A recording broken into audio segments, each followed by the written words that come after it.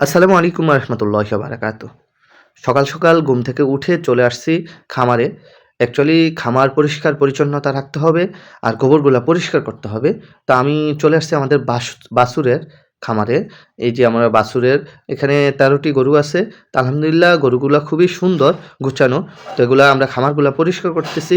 গোবরগুলা পরিষ্কার করে আমরা পানি দিয়ে সুন্দর করে ধুয়ে দিচ্ছি।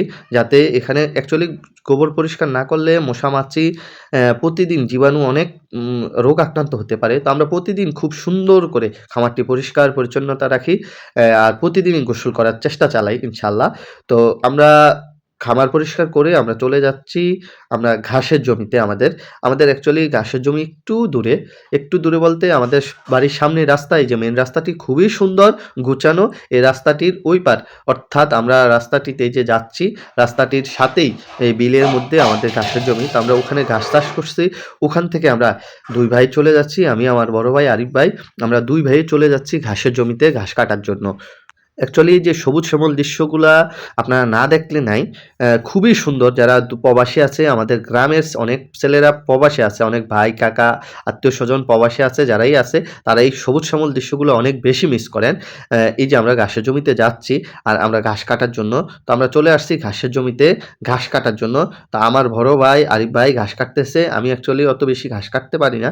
অ্যাকচুয়ালি আমার অভ্যাস নাই। ইনশাআল্লাহ আস্তে, আস্তে হয়ে যাবে। যাতে আমরা কৃষকের খাতায় নাম দিয়েছি ইনশাআল্লাহ। কৃষিকাজ সবগুলোই করব ইনশাআল্লাহ। আমার নিয়ত আছে এইসব জমিতে, প্রায় জমি আছে অনেকগুলা। এগুলাতে আমরা ঘাসের জমি করব এবং কৃষি অর্থাৎ গম, ভুট্টা, মানে আমাদের গবাদি পশুর যা খাবার লাগে সবগুলো আমরা এখান থেকে উৎপাদন করব ইনশাআল্লাহ। আর আমরা ঘাসগুলা নিয়ে এসে আমরা এগুলা কাটছি আর সাথে আমরা খের কেটে আমরা একসাথে মিক্স করে দেই। যাতে, কারণ একসাথে যদি আমরা ঘাসগুলা খাওয়াই শুধু একেরই, তাহলে আমাদের এই যে ঘাসগুলা খেলে গরু পায়খানা পাতলা হয়ে যায়। এজন্য আমরা খের মিশ্রিত করে আমরা এই গরুগুলো খাবার দেই। আর আমাদের খামারটিতে যে আমরা খুব সুন্দর করে পাইপের সিস্টেম করে দিছি, যাতে পানি না টানা লাগে। অর্থাৎ এগুলা মোটরের সাথে অ্যাডজাস্ট করা এই লাইনগুলা আমরা একটা সুইচ দিলেই সবগুলা ইয়েতে পানি ভরে যায় ইনশাআল্লাহ। তো আমাদের খুব গোছানো এবং সুন্দর করে খামারটি আমার বড় ভাই আরিফ ভাই করছে। তো আমরা এইভাবে খানা দেই প্রতিদিনই। আর অ্যাকচুয়ালি খামারের কাজ থাকে প্রতিদিন। খামারের কাজ একদিন না, প্রতিটা মুহূর্তেই থাকে। আর কিছুদিন আগে হয়তো অনেক ভিডিওতে দেখছেন এই যে এই খেরগুলা নিয়ে আমাদের অনেক কষ্ট হয়েছে এই বছর। কারণ বৃষ্টির কারণে আমাদের ধান যেরকম নষ্ট হয়েছে, খেরগুলা আরও বেশি নষ্ট হয়েছে। আমরা রৌদ্র পাই না। রৌদ্র না পাওয়াতে খেরগুলা বৃষ্টির পানিতে নষ্ট হয়ে অনেক খের নষ্ট হয়ে গেছে। তারপরে আলহামদুলিল্লাহ আল্লাহ তাআলা আমাদের তকদিরে যা রেখেছে তাই হয়েছে আলহামদুলিল্লাহ। তো আমাদের এই যে ধানের জমি, অনেকগুলা ধানের জমি ছিল, এগুলো অনেক ধান নষ্ট হয়ে গেছে। তা আমরা খেরগুলা বাড়িতে আনতে পারি নাই। তারপরও আলহামদুলিল্লাহ আল্লাহ তাআলা যেতটুক আমাদেরকে দিয়েছে, আমরা প্রায় ৩-৪ টা পাড়া দিয়েছি খেরের। আমরা আমাদের এই এলাকায় পাড়া বলি বা অন্য এলাকায় অনেক কিছুই বলতে পারে।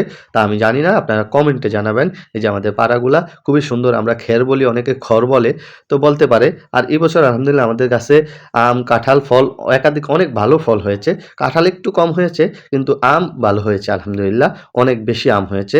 তো আমরা এই যে খেরের পাড়ার পাশেই আমাদের কিছু আম গাছ, কাঁঠাল গাছ আছে। আমরা অনেক বেশি কাঁঠাল হয়েছে আলহামদুলিল্লাহ, আমও হয়েছে। ইনশাআল্লাহ আপনাদের সবার দাওয়াত। আর বিশেষ করে আমার এলাকাবাসী যারা আছেন সবাই আসবেন, আমের দাওয়াত রইল। ইনশাআল্লাহ আপনারা আম খেয়ে যাবেন। এই যে আমাদের কাঁঠালগুলো খুবই সুন্দর, সাইজও ভালো হয়েছে আর খুব সুন্দর সুন্দর কাঁঠাল হয়েছে। তো সবাই আসবেন আমাদের জিম্যাক্স এগ্রো ফার্মে, সবাই ঘুরে যাবেন।